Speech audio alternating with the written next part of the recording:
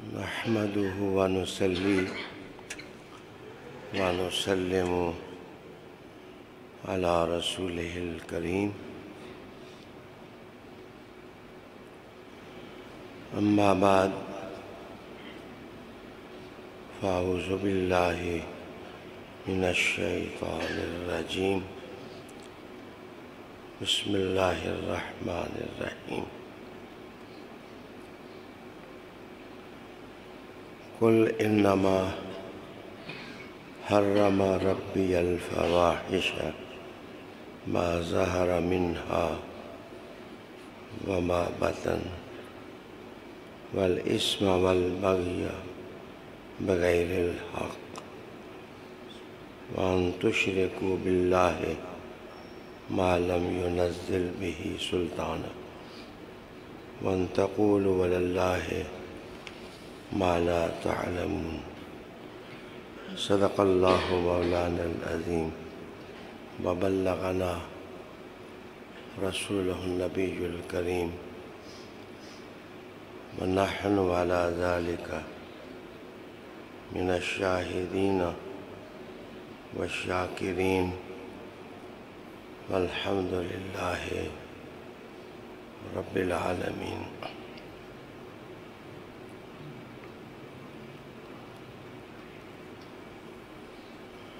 قرآن مجید فرقان حمید کی ایک آیہ کریمہ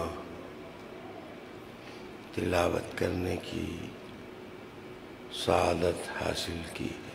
اس کی کو کم کرو.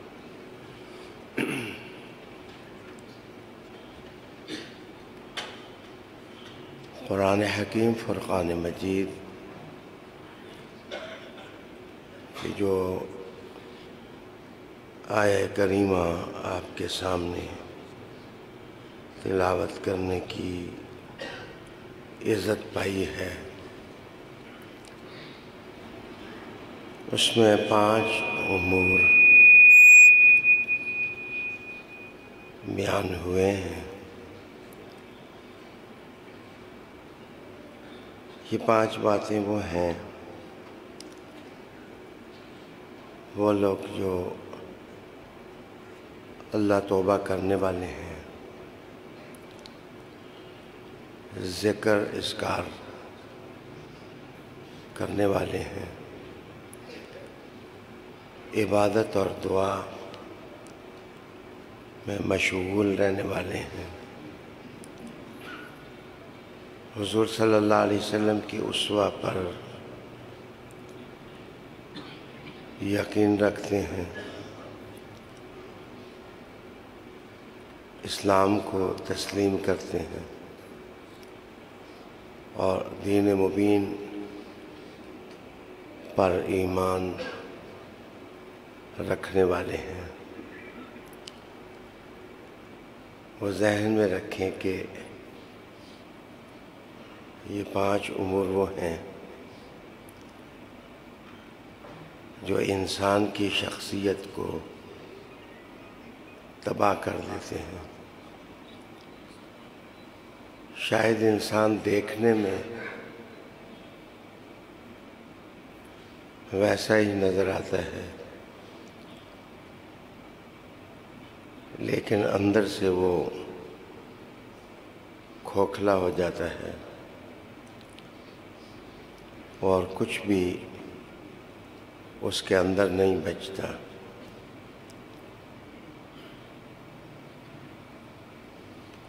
اصل میں عرب معاشرے کے لوگ بدعات اور خرافات میں مبتلا تھے. جو چیزیں ان کے لیے حلال تھیں ان کو حرام کر رکھا تھا، اور جو حرام تھیں ان کو وہ حلال سمجھتے تھے.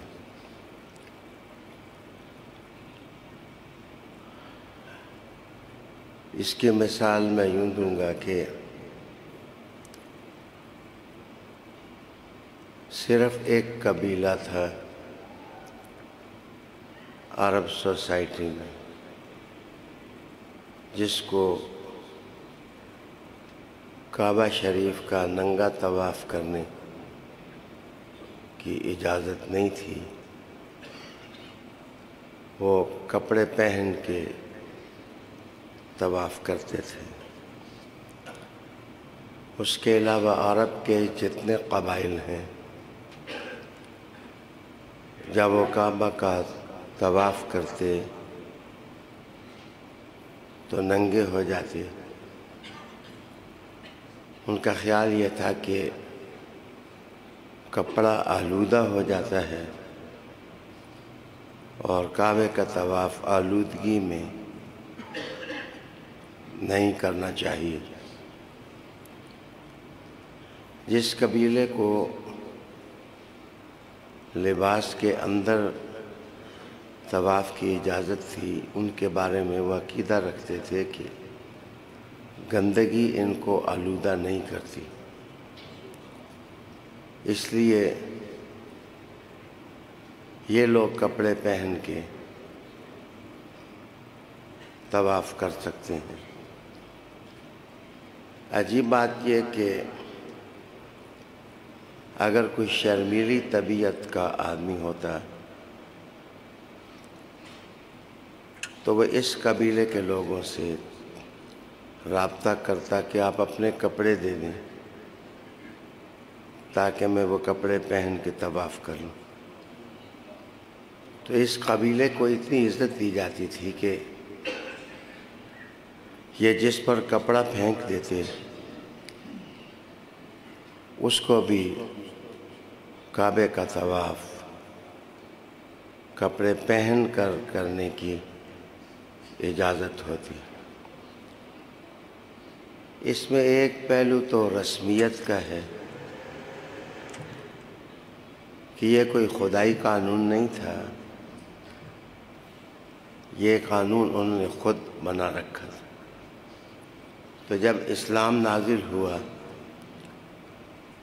تو اس نے حلال اور حرام قرار دینے کا مرجع اللہ کی ذات کو قرار دیا کہ نہ کوئی فرد خود کسی چیز کو حلال قرار دے سکتا ہے اور نہ خود کسی چیز کو وہ حرام قرار دے سکتا ہے۔ لیکن تاریخ کے اس حصے میں ایک پہلو خوش آئند بھی ہے کہ وہ قبیلہ جس کو کپڑے پہن کر کعبے کا طواف کرنا ہوتا وہ صرف حضور کا قبیلہ تھا۔ ہاشمی لوگ کعبے کا طواف کرتے ہوئے ننگے نہ ہوتے، بلکہ ہاشمی اگر کسی پر چادر دے دیتے تو وہ بھی کپڑا پہن کر کعبے کا طواف کر سکتا۔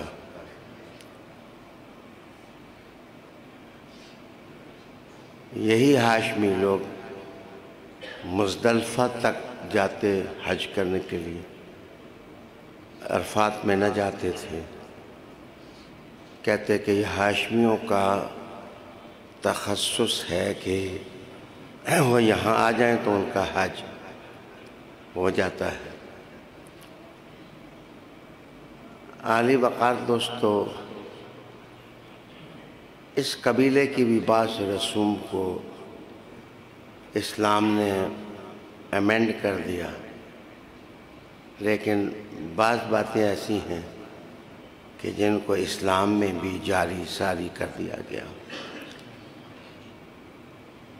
میں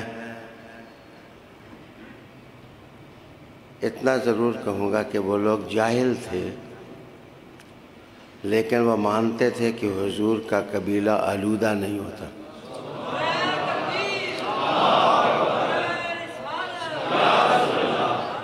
بلا شبہ جس وقت دستور نازل ہوا تو وہ آیت میں نے جو پڑھی اس میں بڑی باتیں سوچ کی ہیں، لیکن جو بات آج کے علماء کو سمجھ نہیں آتی، کل جو علماء کو سمجھ آ گئی تھی کہ یہ قبیلہ اپنی چادر کسی پر ڈال دے تو وہ بھی پاک ہو جاتا ہے۔ میں یہاں ایک روحانی بات کرتا ہوں کہ جس قبیلے میں حضور آئے ہوں اس قبیلے کو بھی حضور کے خدا نے ننگا نہیں ہونے دیا۔ حضور اس قبیلے میں آئے، چلو رسمی سے، لیکن اللہ نے رسم بنا دی کہ تم سب ننگے ہو جاؤ لیکن مصطفیٰ کا قبیلہ ننگا نہ ہو۔ وہ کپڑے پہن کر کعبہ کا طواف کرے۔ میرے دوستو، روحانی نکتہ یہ ہے، اب بھی یہ روحانی طریقہ قائم ہے کہ اس قبیلے کا جو پلہ پکڑ لے اللہ اس کو کبھی ننگا نہیں ہونے دے۔ وہ شخص کبھی ننگا نہیں ہوتا، اللہ اس پر پردہ ڈال دیتا ہے۔ اور یہ تجربہ بھی تمہارے دور کو ہے کہ جو اس خاندان سے الجھتا ہے وہ ننگا ہوئے بغیر نہیں رہ سکتا ہے۔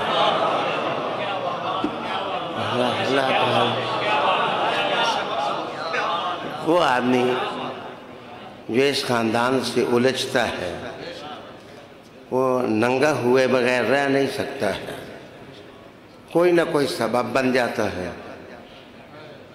کوئی نہ کوئی بات ہو جاتی ہے جس سے وہ خود ہی ننگا ہو جاتا ہے۔ تو یہ تھا وہ ماحول جس ماحول میں قرآن مجید کی یہ آیت نازل ہوئی، اور حضور صلی اللہ علیہ وسلم کو رب کریم نے کہا کہ محبوب ان کو بتاؤ کہ حرام چیزیں کیا کیا ہیں، آپ اپنی زبان سے ان کو بتاؤ، یہ قانون کو اپنے ہاتھ میں نہ لیں۔ حلال اور حرام قرار دینے کا مرجع اللہ کی ذات ہے۔ تو کہا انما حرم ربی الفواحش، سب سے پہلی چیز بتائی گئی کہ فواحش جو ہیں یہ فاحشہ کی جمع ہے، انتہا درجے کی برائی جس کو سوسائٹی تسلیم کرتی ہو کہ یہ بری چیز ہے، اس کو فاحشہ کہہ دیتے ہیں۔ مثلاً قرآن مجید نے ایک جگہ کنجوسی اور بخیلی کو فاحشہ سے تعبیر کیا، تو آپ دنیا بھر کے مذاہب پڑھیں، شاعری دیکھیں، ہر ادب میں کنجوس اور بخیل آدمی کی مذمت کی گئی ہے۔ یہ پوری تاریخ انسانیت میں برائی سمجھی جاتی ہے۔ اسی طرح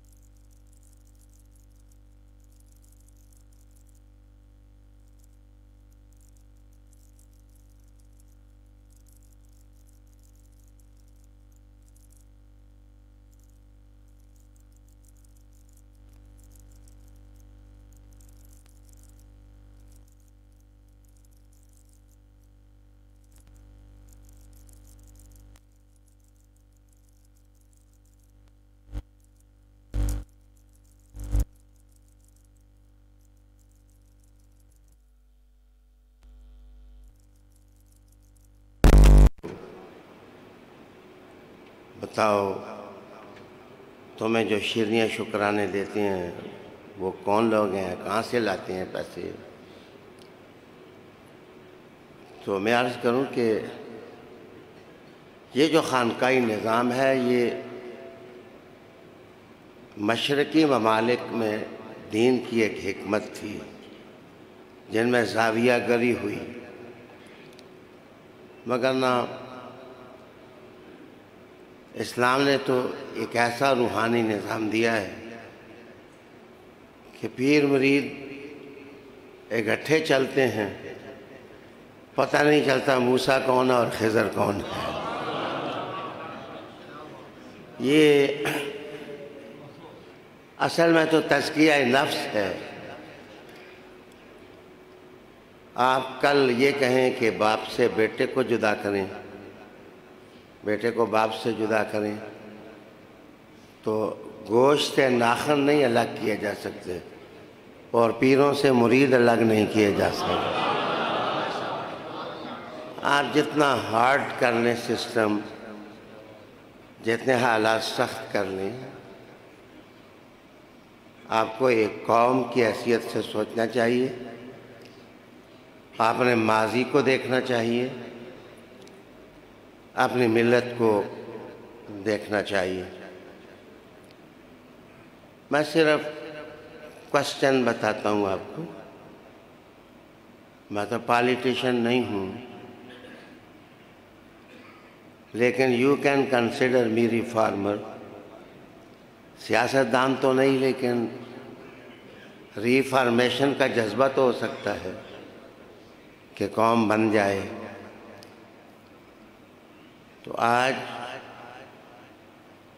آپ جانتے ہیں کہ مسجد اقصیٰ کے خطیب میرے بہت اچھے دوست ہیں، جب سے میرے پاس آئے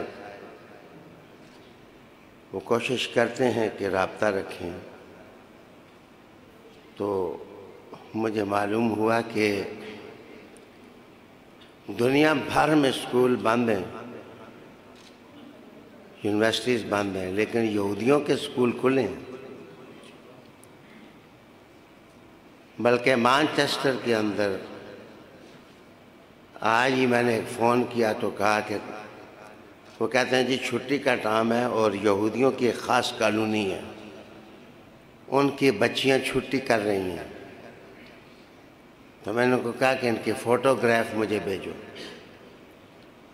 کہ ان کو کرونا کچھ نہیں کہتا۔ یہ دو لٹیں لٹکائے ہوئے، ان کے کالج بھی آباد ہیں، ان کی یونیورسٹیز بھی آباد ہیں، ان کے اسکول بھی آباد ہیں۔ جو بر کے گرتی ہے تو بیچارے مسلمان پر، اور جنریشن سپائلنگ، پوری امت مسلمہ کو جاہل بنانے کا جو ورلڈ آرڈر ہے، اس کو حسین کو ماننے والا کوئی شخص کیسے مان سکتا ہے؟ سوچنے والی بات ہے۔ معاف کریے، ہم کچھ نہیں کہتے،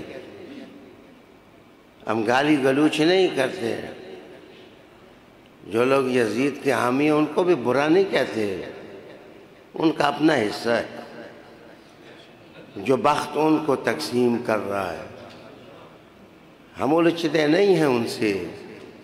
لیکن ایک بات یہ ہے کہ اس دور میں جو یزید کا نام لیتا ہے اس کا تعلق ربیوں سے ہے، اور جو حسین کا نام لیتا ہے اس کا تعلق مدینہ سے ہے۔ There is a difference.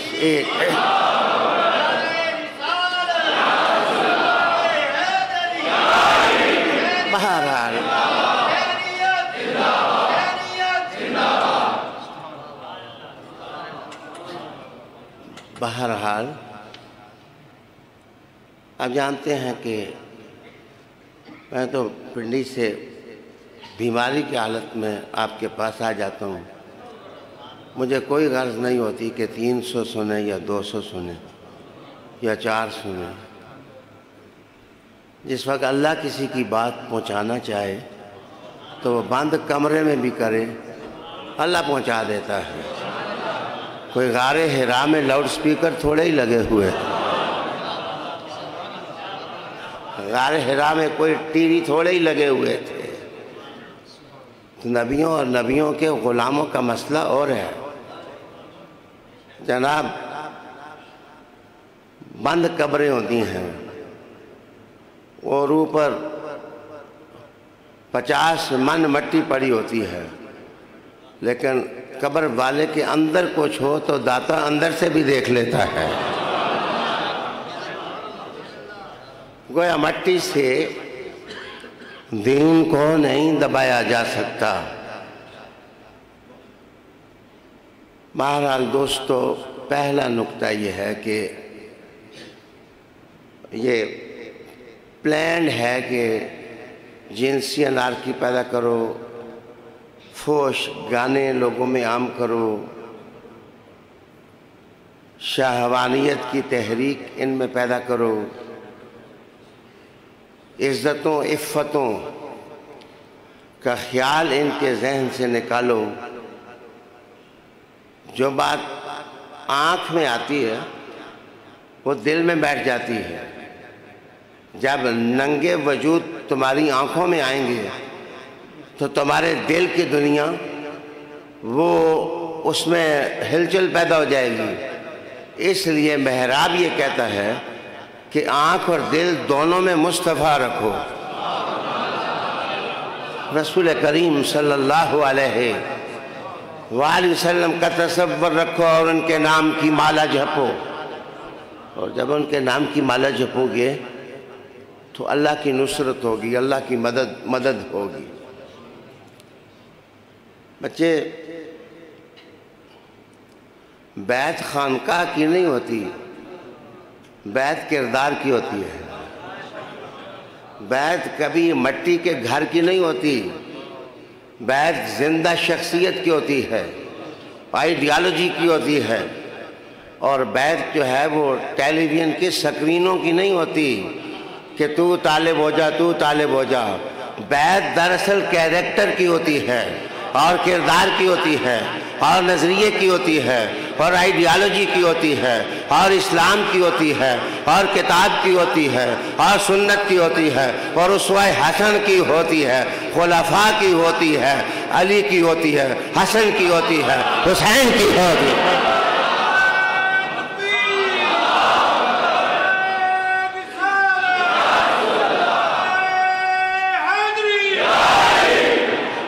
قل انما حرم ربی الفواحش۔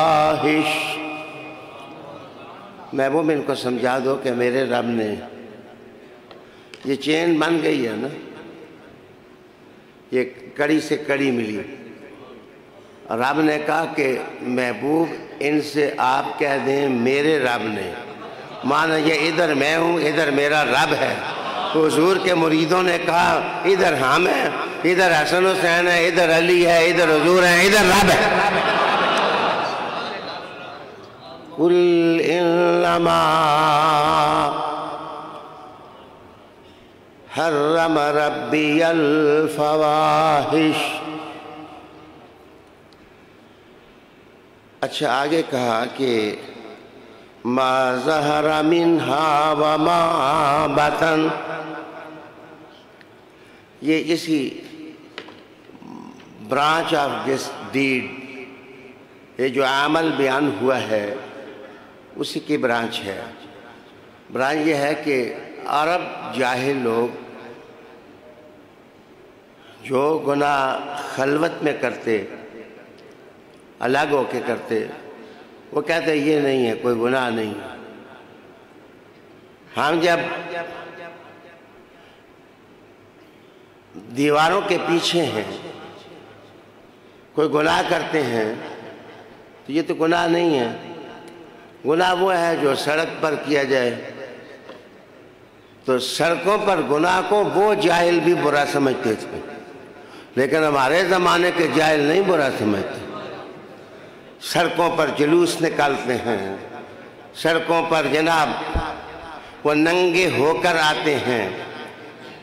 مزے کی بات یہ ہے کہ اسکولوں والے اسکول کھولنے کے لیے ہڑتال کریں تو ایف آئی آر درج ہو جاتی ہے، ان کے خلاف ایف آئی آر بھی درج نہیں ہوتی۔ تو میں نے انداز فکر بتایا کہ ان کا انداز فکر کیا تھا کہ خلوت میں گناہ ہو تو جناب وہ گناہ نہیں ہے، اگر سڑک پر گناہ ہو تو وہ گناہ ہے۔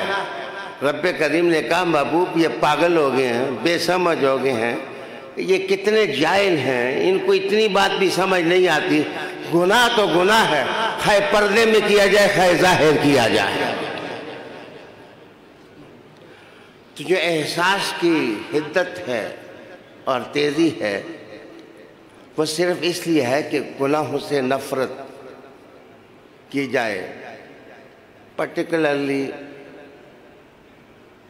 جو لوگ کسی کی بیعت ہیں انہیں اپنے اوپر پردہ دینا چاہیے، اپنے گناہ اللہ سے معاف کروانے چاہیے، التجا کرنی چاہیے۔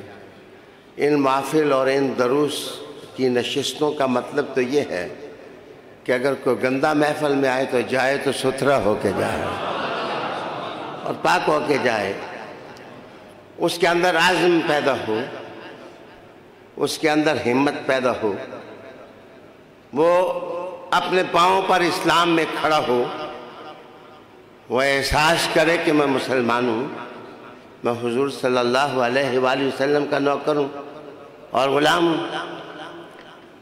اس کے بعد دوسری چیز ہے والاسم،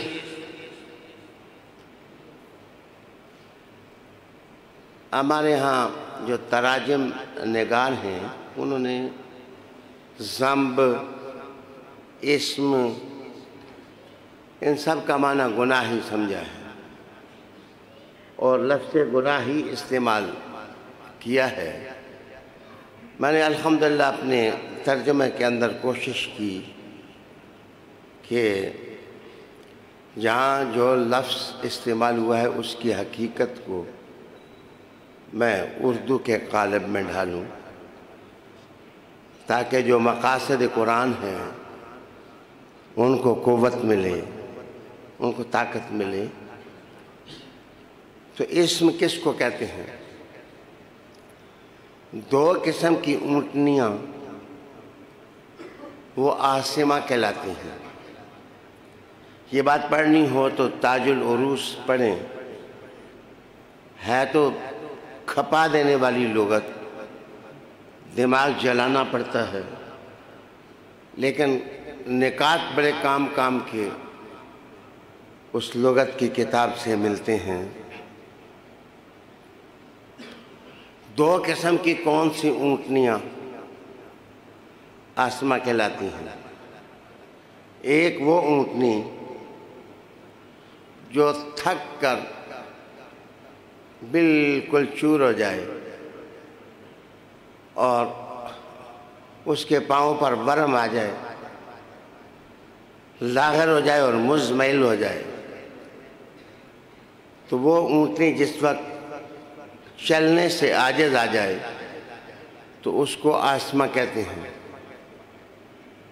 اور ایک دوسری اونٹنی بھی عاصمہ ہوتی ہے کہ جو چل بھی سکتی ہو، بوجھ بھی نہ ہو، تھکی ہوئی بھی نہ ہو، ضدی ہو، اڑیل ہو، اور وہ اڑ جائے اور بوجھ کو اٹھا کر منزل کی طرف نہ بڑھے، وہ بھی عاصمہ ہے۔ تو گناہگار بھی دو قسم کے ہوتے ہیں، ایک وہ ہوتے ہیں جو توبہ کرتے رہتے ہیں لیکن پھر گناہ ان کے گلے پر چڑھتا ہے اور پھر وہ شرمندہ ہو جاتے ہیں اور ان کا وجود چیختا رہتا ہے کہ مجھ سے یہ گناہ کیوں ہوا، لیکن حالات ان کو تھکا دیتے ہیں، ان کی شخصیت پائمال ہو جاتی ہے اور بسم ہو جاتی ہے۔ اور دوسرے وہ ہیں جو ضدی ہیں، اڑیل ہیں، وہ اونٹنی کی طرح جان بوجھ کر کے وہ گناہ کرتے ہیں، مسٹیکس کمٹ کرتے ہیں، ان سے کوئی غلطی ہو تو توبہ طائب بھی نہیں ہوتے۔ وہ سمجھتے ہیں کہ جبوں کا تقدس بچا لے گا، لیکن جس وقت پکڑ ہوتی ہے تو سونیا پھر جبے کبے کام نہیں آتے. پھر آمنہ کا لال راضی ہوگا تو قیامت بنے گی. حضور کی نظر ہوگی تو پھر تمہارا کام بنے گا. عالی جناب، افسردگی آتی ہے. گناہ جس وقت انسان کرتا ہے تو سب سے پہلے طبیعت تھکتی ہے اور انسان کو اپنا وجود برا لگتا ہے کہ میں ٹھیک آدمی نہیں ہوں. اندر سلامت ہو تو پھر وہ بندہ کہتا ہے کہ میں ٹھیک آدمی نہیں ہوں، کہ میں یہ کرتا ہوں، میں وہ کرتا ہوں.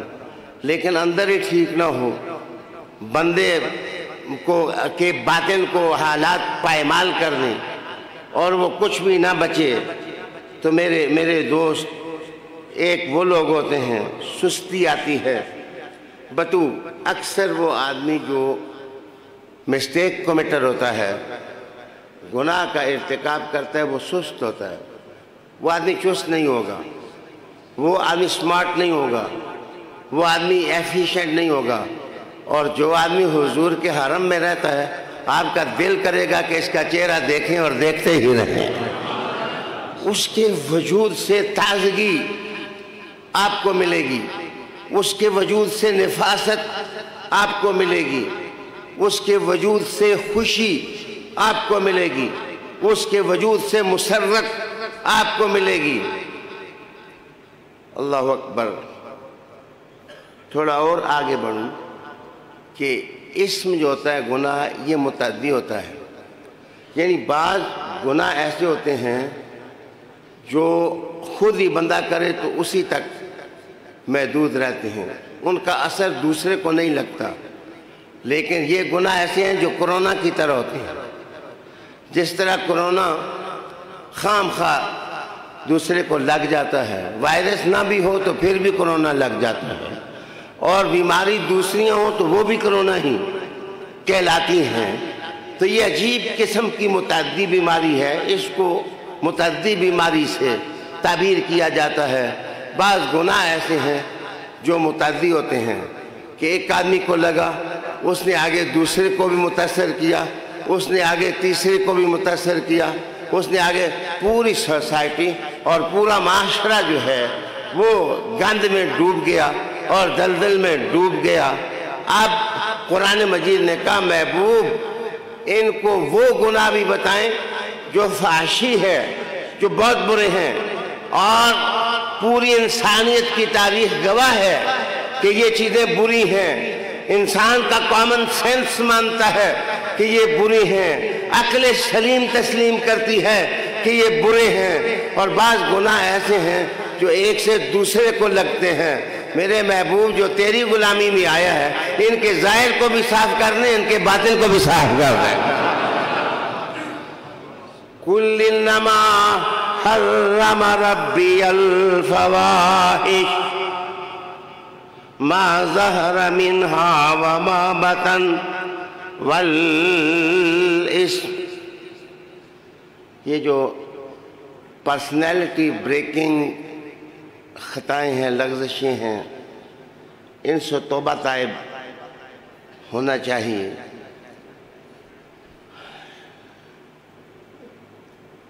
ویسے تو میں خود الحمدللہ چشتی بھی ہوں، قادری بھی ہوں، سہروردی بھی ہوں، نقشبندی بھی ہوں.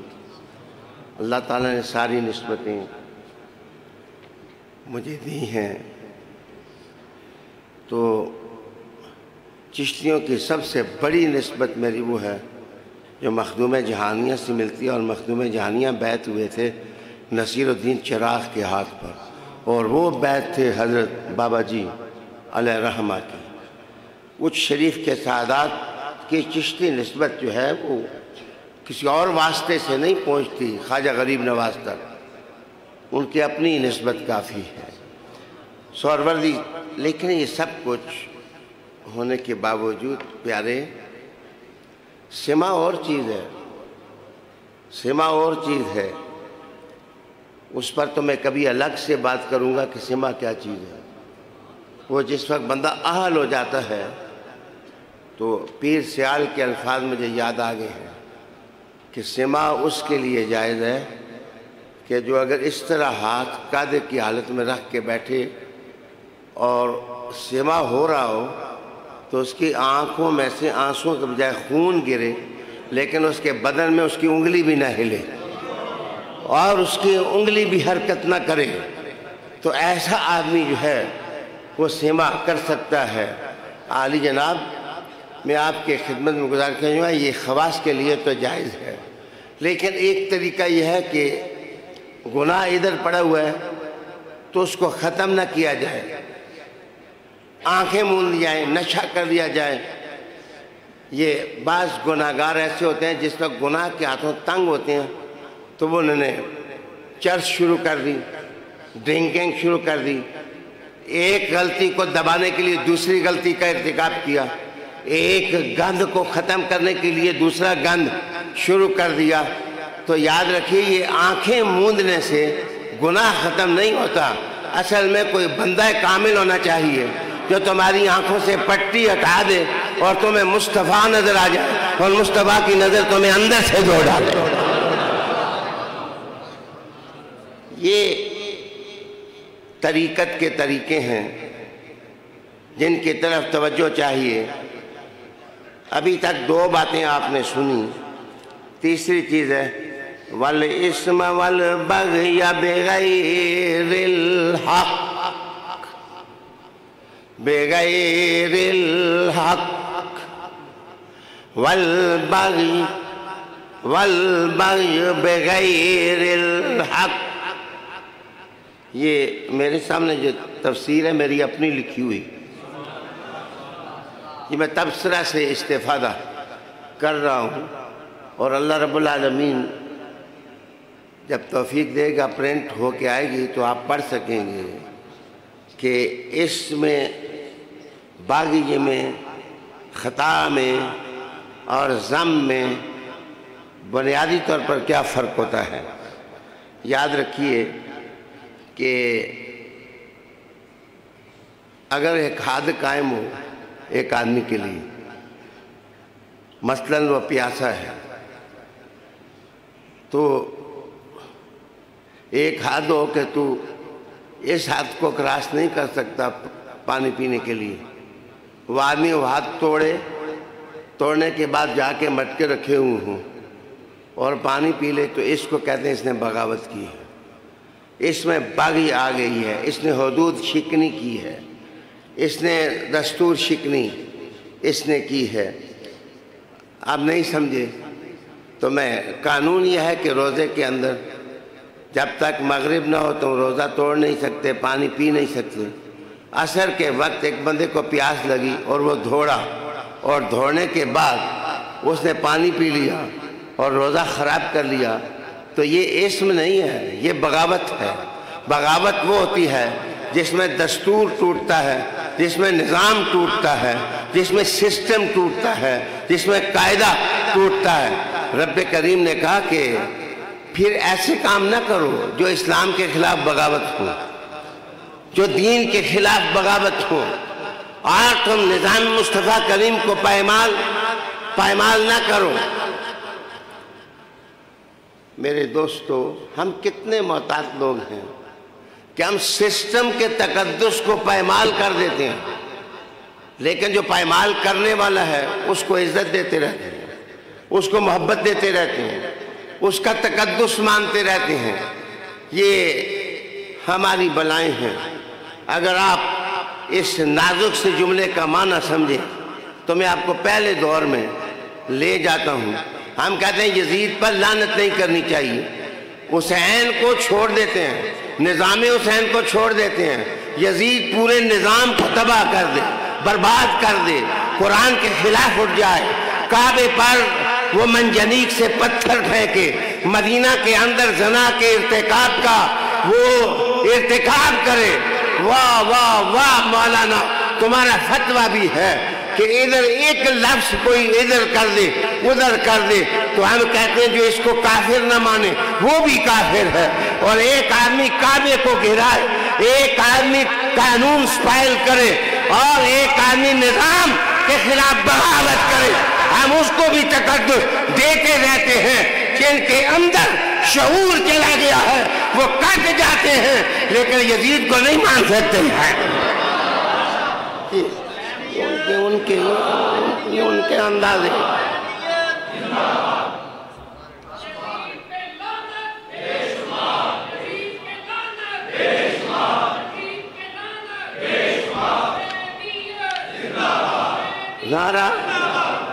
نعرہ ہوتا ہی وہ ہے جس میں متکلم نہ بولے، لوگوں کے دلوں سے خود نکلے۔ یہ نعرے کی تعریف ہے۔ یہ انداز خطابت ہم ہاشمیوں کو نہیں ہے کہ ہم کہیں بولو بولو، تم بولو، تم بولو، تم بولو۔ یہ ہاشمیوں کا انداز خطابت نہیں ہے۔ ہاشمی تو نظر قرآن میں رکھتے ہیں، لوگوں کے دل خود بولتے ہیں۔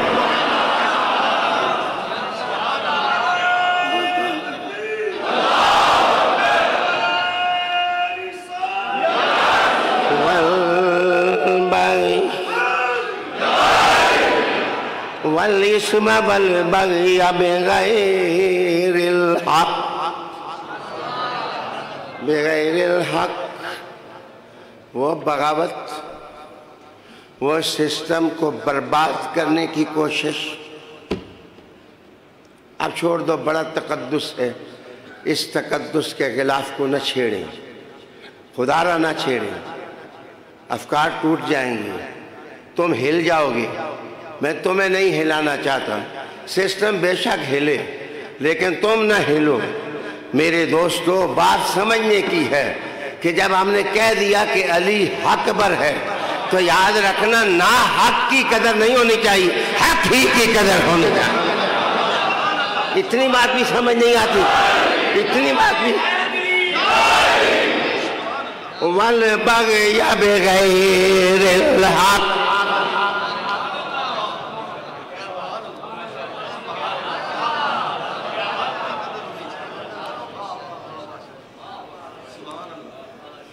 اچھا ایک بغاوت قرآن میں نے کہا بغیر الحق،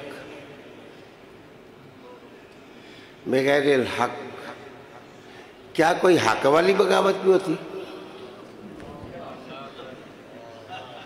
قرآن مجید ہے، یہ توجہ چاہتا ہوں کہ قرآن مجید نے کہا بغیر الحق، یہ جو ناحق بغاوت انسان کرتا ہے، دستور توڑتا ہے، اللہ اللہ اللہ اللہ، حق تو یہ ہے کہ عمر ابن العاص رضی اللہ تعالیٰ عنہ کا بیٹا ہو اور وہ کسی کو کوڑے مار لے تو حضرت عمر فاروق کا انصاف حرکت میں آئے اور ان کو معزول کر دے۔ انہوں نے کہا کہ میں اس کا مجاز نہیں کہ یہ عمر ابن العاص کا بیٹا ہے، میں اس بات کا امین ہوں کہ نظام محمد مجھ سر نہ ہو۔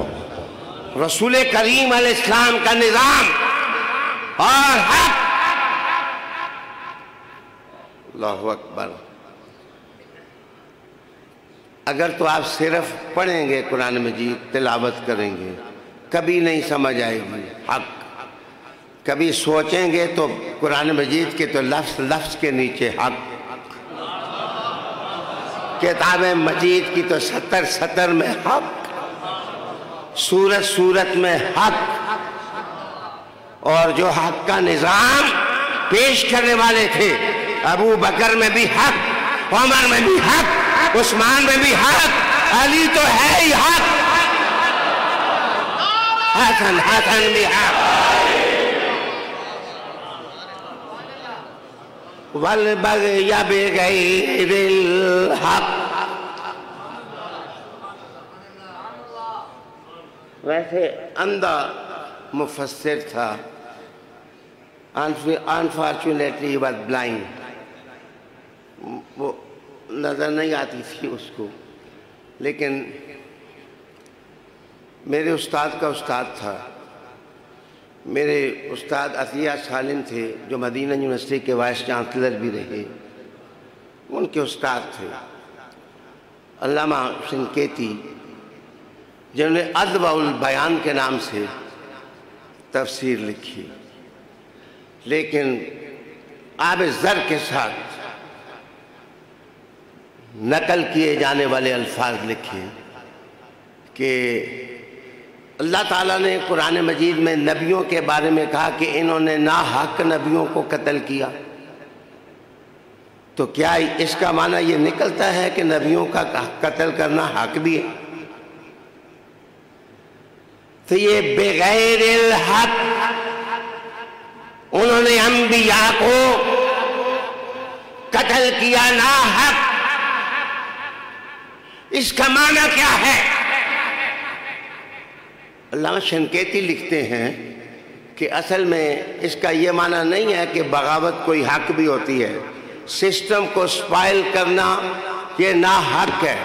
وہ کہتے ہیں جس وقت معنی شدت کا پیدا کیا جائے، معنی مبالغے کا پیدا کیا جائے، جس وقت اور کنکریٹ بات بنائی جائے اور بات سالڈ کی جائے، تو پھر اس کے ساتھ بغیر الحق قرآن کہتا ہے، یعنی وہ لوگوں کھوپڑی کھولو اور دماغ میں لاؤ، بغاوت ویسے بھی بری ہے، اس لیے بری ہے کہ وہ حق کے خلاف ہوتی ہے۔ بغیر الحق بغیر الحق وَأَن تُشْرِكُوا بِاللَّهِ مَا لَمْ يُنَزِّلْ بِهِ سُلْطَانًا۔ یہ مسئلہ بھی میں پہلی بار چھیڑنے لگا ہوں، پہلے کبھی اس طرح ذہن نہیں آیا کہ رب کریم نے کہا کہ یہ شرک کرتے ہیں۔ یہ میری آج کی تقریر کا حاصل ہے، یہ لوگ شرک کرتے ہیں اور نبی ان کو منع کریں کہ شرک نہ کریں، اور شرک بھی ایسا کرتے ہیں کہ جس کے ساتھ اللہ نے کوئی سلطان نازل ہی نہیں کی۔ تو کیا کوئی شرک ایسا بھی ہے جس کے ساتھ سلطان نازل ہوتی ہے، دلیل نازل ہوتی ہے؟ جناب ان الشرک لظلم عظیم، شرک تو ظلم عظیم ہے۔ شرک کوئی بھی سلطان یافتہ نہیں ہوتا۔ آئیے میں بتاتا ہوں۔ اللہ اکبر، اس بات کو امام جعفر صادق پاک نے نقل کیا۔ آپ نے خطبہ دیا اور خطبہ دینے کے بعد رب کریم نے کہا کہ جس وقت شیطان حملہ کرتا ہے نا انسان پر، اس سے گناہ کرواتا ہے تو اللہ تعالیٰ کچھ مشوم لوگ ہوتے ہیں، وہ مشوم میں نے کہہ دیا ہے کہ مولوی معصوم کسی کو مانتے نہیں، وہ کہتے ہیں نبیوں کے بغیر کوئی معصوم ہوتا نہیں، چلو میں بھی مان لیتا ہوں۔ وہ کہتے ہیں معصوم نہیں ہوتا، میں نے کہا مشوم ہوتے ہیں۔ وہ انوسینٹ نیچر، دی ہے انوسینٹ نیچر، ان کے اندر جو ہے ان کی جو اصل ہوتی ہے وہ بڑی انوسینٹ ہوتی ہے، بڑے پولے ہوتے ہیں۔ تو پولے ہونے کے ساتھ شیطان دام لگا دیتا ہے، دام لگانے کے بعد چھل لگاتا ہے، تو ان بیچاروں کو پتہ نہیں چلتا، کرنا تو نہیں چاہتے وہ شرک، اور نہ ہی شرک کو پسند کرتے ہیں، وہ شرک کی تردید بھی کرتے ہیں۔ تو رب کریم جب دیکھتے ہیں کہ کوئی پولا بندہ میرے نبی کا سونا غلام یہ شکنجے میں آنے لگا ہے، تو اللہ اوپر سے اپنی نظر کی مدد اتارتا ہے۔ وہ جو مدد اتارتا ہے تو بندہ شرک سے بچ جاتا ہے، جناب اس کو سلطان سے تعبیر کیا جاتا ہے۔ وہ سلطان، یہ بندہ یہ کسی کی چادر کے نیچے جو آتا ہے، سونے یہ چادر کے نیچے یہ جو آپ کہتے ہیں نظر کرم کرو جی، نظر رحمت کرو جی، حضور نظر کر دو نا جی، ذرا میرے بل دیکھو جی۔ اور تو ایک بندہ تو مجھے آ کے کہنے لگا، بڑی موٹی موٹی آنکھیں نکالی، کہا جی میری طرف دیکھو۔ میں نے کہا کہ جس وقت کسی کی نظر چاہیے تو موٹی آنکھوں سے نہ دیکھا کرو، عاجزی کے ساتھ دیکھا کرو۔ جب تم نگاہ جھکا دو گے تو مرشد کامل کی نظر تمہارے دل کے آر پار ہو جائے.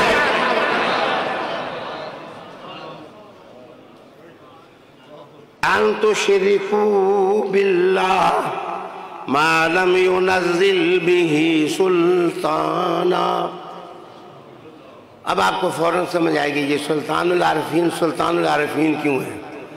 یعنی ان کی وجہ سے عارفوں پر اللہ کی مدد اترتی ہے. اللہ تعالیٰ کی طرف سے دلیل ان کو مل جاتی ہے. اللہ اکبر. دعا کرو کہ ذوق تھوڑا اور آگے چل جائے میرا. ہائے ہائے.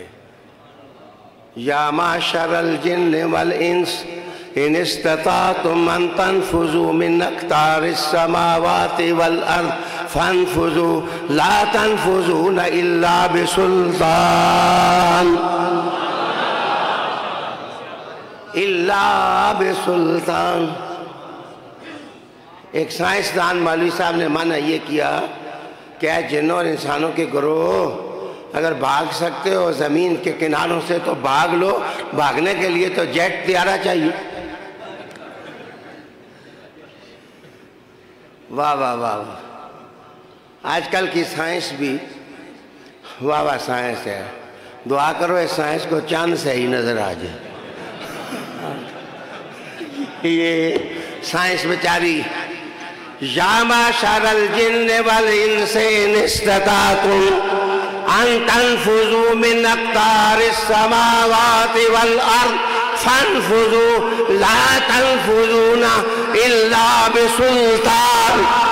اے جنوں اور انسانوں کے گروہ نکل سکتے ہو تو زمین کے کناروں سے نکلو.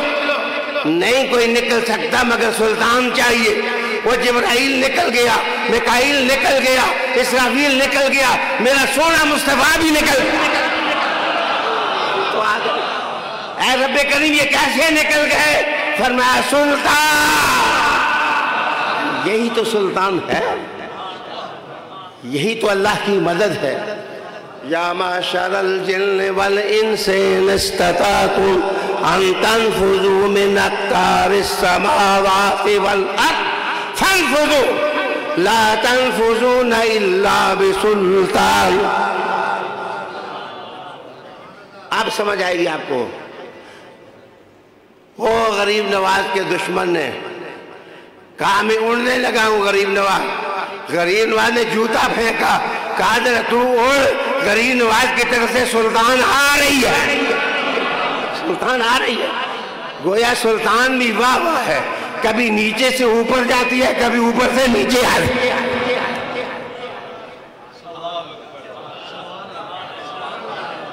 اللہ اکبر.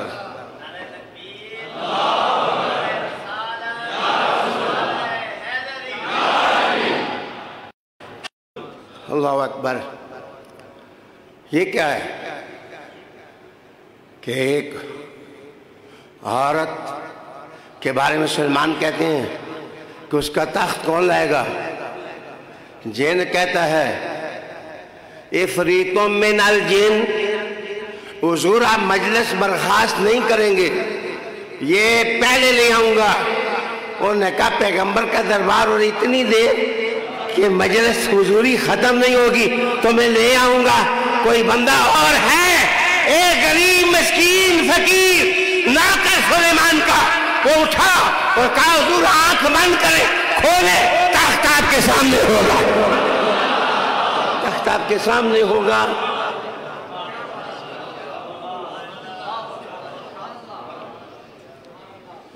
وَأَن تُشْرِكُوا بِاللَّهِ مَا لَمْ يُنَزِّلْ بِهِ سُلْطَانًا وَأَن تَقُولُوا عَلَى اللَّهِ مَا لَا تَعْلَمُونَ. پانچویں چیز اس آیہ کریمہ نے بیان کی کہ یہ اللہ پر ایسی باتیں کرتے ہیں ان کو علم شلم کچھ نہیں ہوتا. علم نہیں. توحید میں گستاخی، شان رسالت میں گستاخی، شان صحابہ میں گستاخی، شان آل بیت میں گستاخی، شان اولیاء میں گستاخی. رب کریم نے کہا ان کی طرف نہ دیکھو، یہ لا تعلمون، پاویں جس جگہ کے مرضی ہے پاس ہو، یہ لا تعلمون، ان کو علم شلم کچھ نہیں ہے۔ مولا علم والے کیسے لوگ ہوتے ہیں؟ فرمایا علی کو دیکھو نا، انا مدینۃ العلم علی بابها۔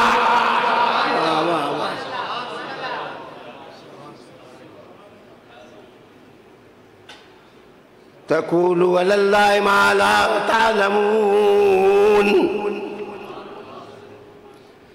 اللہ پر ایسی باتیں نہ کرو جن کا روٹ سائنس سرچشمہ علم نہیں اور نالج نہیں ہے۔ آج بھی میں حضور کے ایک حدیث پڑھ رہا تھا، فرمایا کہ وہ مفتی جو غلط فتویٰ دے اور جان بوجھ کے غلط فتویٰ دے، اس پر تمام لعنت کرنے والوں، فرشتوں اور اچھے لوگوں کی لعنت، کہ اس نے علم رسول کو بگاڑا، اس نے دلالت اور گمراہی کے دریچے لوگوں کے لیے کھولے، اور اس نے امت مسلمہ کی جو میراث حق ہے اس کو پائمال کرنے کی کوشش کی۔ عالی وقار دوستو، بیمار آدمی آپ 50 منٹ کی گفتگو کر سکتا ہے۔ 5 چیزیں جو بیان کی ہیں وہ اصلاح کے ساتھ تعلق رکھتی ہیں، تو میں مفتی صاحب تشریف لائے ہیں، ان کو بھی ویلکم کرتا ہوں، دوست ہیں میری، تو آپ سارے دو زانو بیٹھو، تھوڑا ذکر کر لیں۔ کوئی بیعت کرنے والا آدمی ہے تو اس طرف آ کے بیٹھ جائے تاکہ میں دعا کر لوں، تھوڑی دیر ذکر ہوگا، زیادہ استغفر اللہ۔ آپ اگر اندر بیٹھتے ہیں،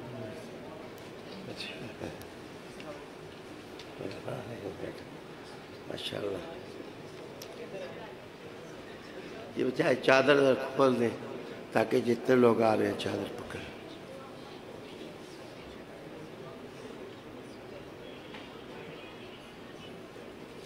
جس طرح ایزی بیٹھتے ہیں اس طرح بیٹھیں، آسانی کے ساتھ بیٹھیں۔ یہ آگے بیٹھا جی چادر، یہ خواتین بھی جو بیعت ہونے والی ہیں، چادر ان کے پاس پہنچے گی، وہ پکڑ لیں۔ یہ بچے جلدی جلدی آ جاؤ، آپ آ جائیں۔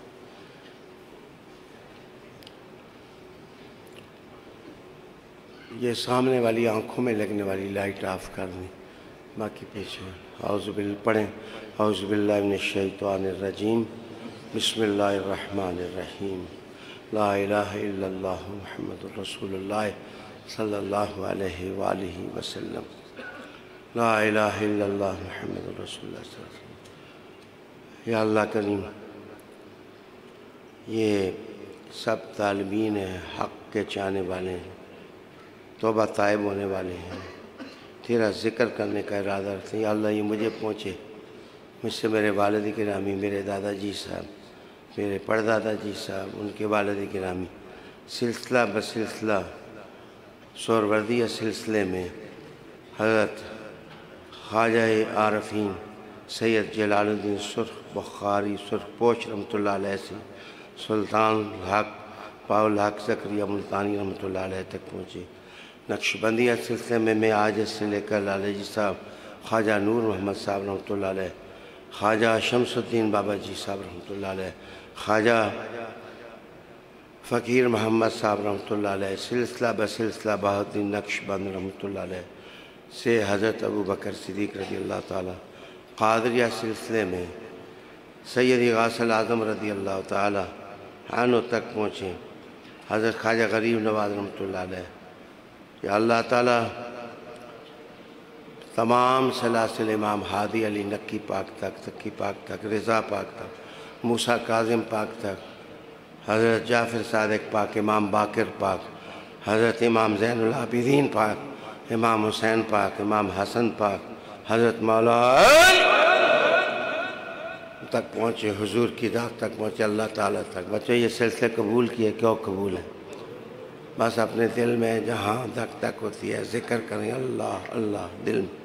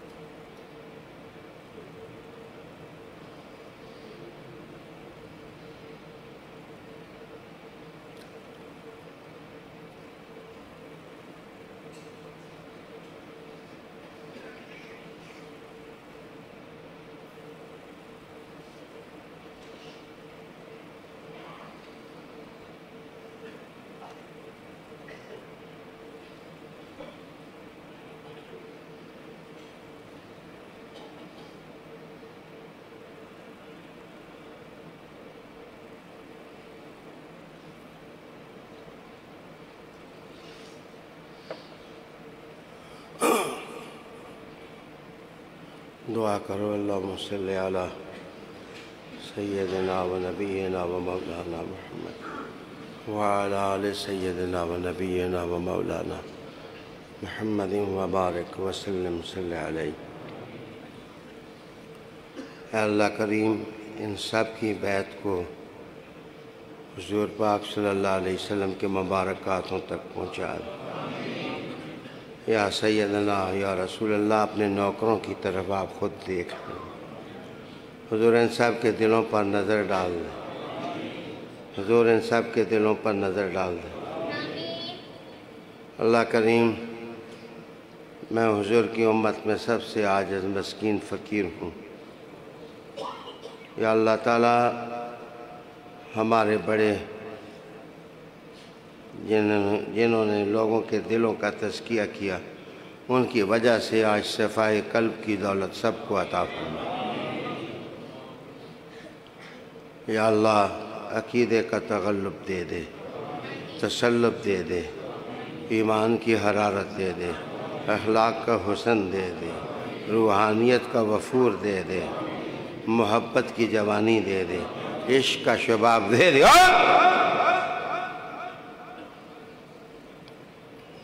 اللہ تعالیٰ جس کی جو دعا ہے پوری فرما دے، سب کی حاجتیں پوری کر دے، سب کی حاجتیں پوری کر دے، بیماروں کو شفا دے دے، ملک سے کرونا کو ختم کر دے. یا اللہ تعالیٰ ملک کی فضاؤں کو صفائی دے دے، طہارت دے دے، پاکیزگی دے دے. یا اللہ تعالیٰ کرم کر کرم کر کرم کر. یا اللہ جو ناقص ہیں ان کو کامل کر دے، جو کم ظرف ہیں ان کو اعلیٰ ظرف بنا. یا اللہ جو تاریک دل ہیں ان کو روشن دل بنا، روشن ضمیر بنا دے.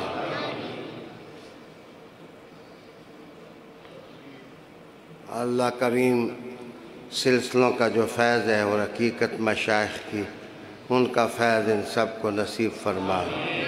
یا اللہ اندر کے حالات اچھے کر دے. یا اللہ باطن کے حالات اچھے کر دے. یا اللہ جو قرض دار ہے قرض ختم کر دے. یا اللہ جس کی روزی کم ہے روزی میں برکت ہے، جس کے گھروں میں نحوست ہے گھروں میں برکت عطا.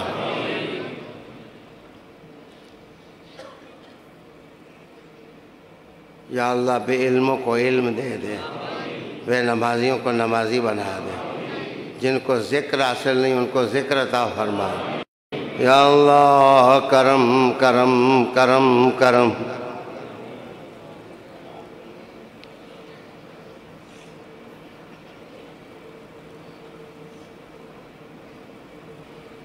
اللهم اعز الاسلام والمسلمين اللهم انصر الاسلام والمسلمين اللهم روج الحق والدين اللهم نفذ شریعة رسول الامین.